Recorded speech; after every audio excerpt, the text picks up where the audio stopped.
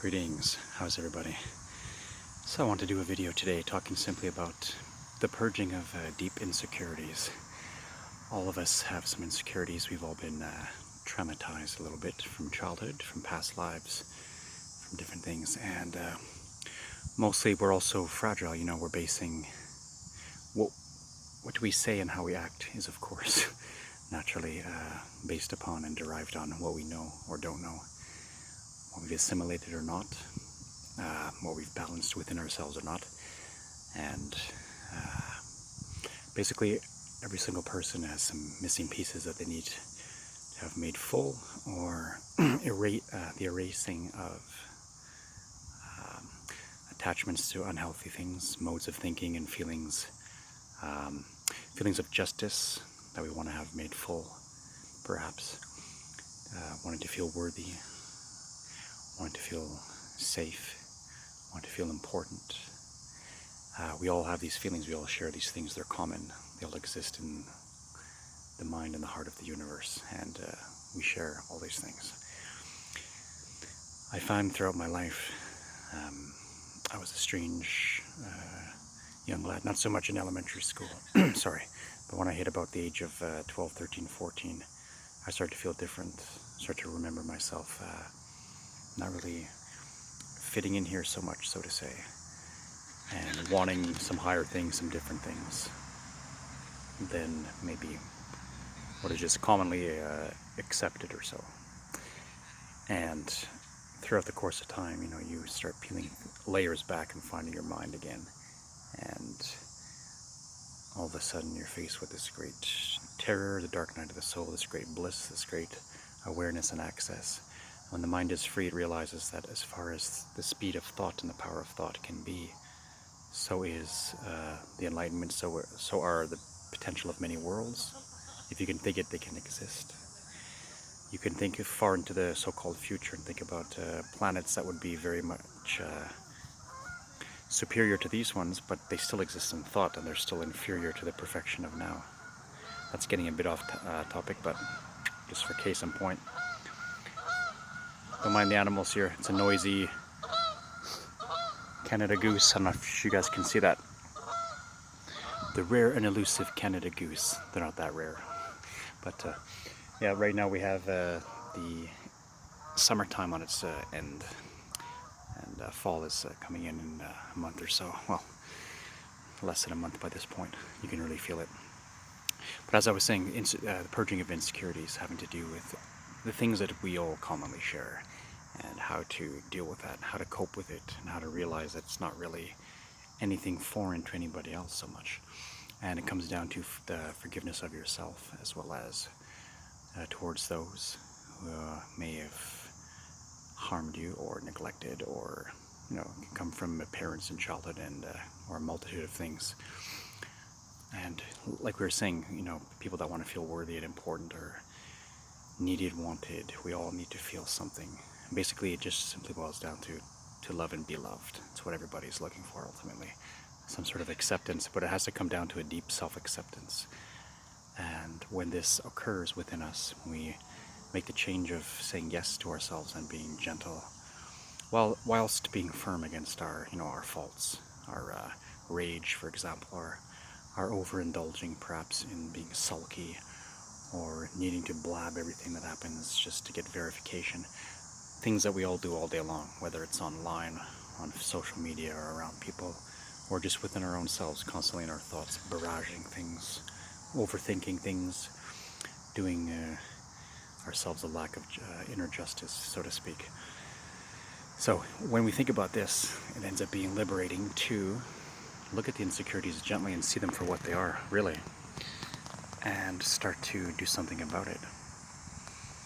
And to really say, well, compared to my ultimate reality, this is a temporary passing thing. Why am I feeling this way? Why am I feeling enraged about something?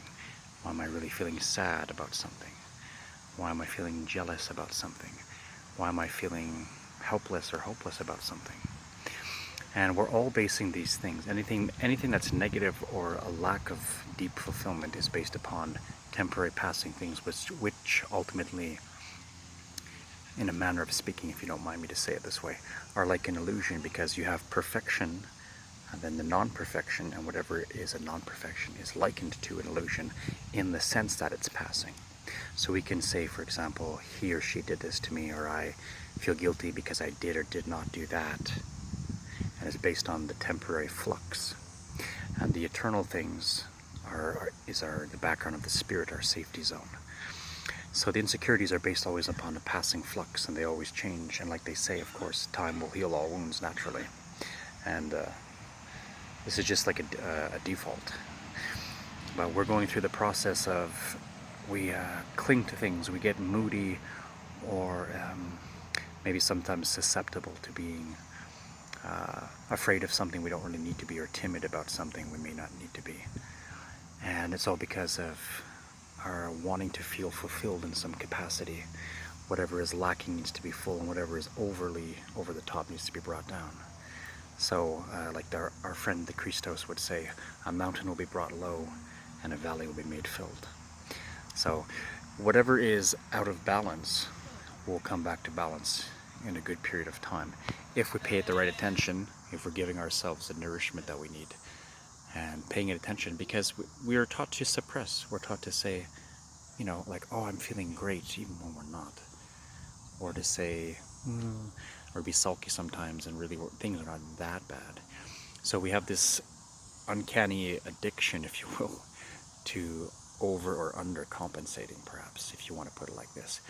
So I think ultimately it's a matter of the freedom of the choice to say to yourself, like, I want to be out of this sort of mode of thinking and being and feeling, and sitting comfortably, having like always to make a good friend of yourself over ever and anew, refining the art of being happy in your own company, or being more or less cool with whether you're outside in nature or whether you're around people, or whether, you know, different things like this, and being, well, what do I want to say, honoring yourself, being humbled and sweet and kind to yourself, and honoring yourself. And then it becomes so much easier to do that to others, and not to pick on things. We're in a world where we want to single out everything that's wrong and criticize it, but by suppressing it or poking fun at it or thinking it's gone before it's gone, we're just whitewashing it, and the problem isn't gone, or it's not fixed at the root level. So if we start to do this by simply purging, by spending time with the self, by doing meditation, by doing deep thoughts, by doing a purging of things, a release. Sometimes it's good to write things down on a paper and burn it, or doing a ceremony of any kind that you want to release certain things. And this can help exponentially. And we all have the ability to do this stuff. So in whatever walk of life we may find ourselves going through, whatever insecurities would need to be acknowledged, make sure you acknowledge it. And make sure, if you're in whatever relationship you may be in with any single entity you encounter, especially if it's over the duration of a long course of time, such as family members that you're stuck with by blood, then if someone has made you feel a certain way, bring it up. And if you think maybe you've given a fault, bring it up. And not erasing, but smoothing over and paying homage to these deep-seated things so they can be healed and released. Face your insecurities, look at them for what they are, and when they're gone, more and more life gets better and better and better, because you become comfortable in your own skin. And even though this is a temporary passing world, you can be assimilated with the higher things while still not despising this place. It is a necessary stepping ground. It is a step ladder to other realities, higher realities. But it's okay in the sense that, like here I'm sitting on the ground, I have the tree above me and the tree's roots beneath me, of course. And the human being is uniquely equipped to being right in the middle of everything. That's why Tolkien in his Lord of the Rings called it Middle Earth, because you're in the middle. You're not in heaven, you're not in hell. It's actually both. And inside of us is all the innate potentials.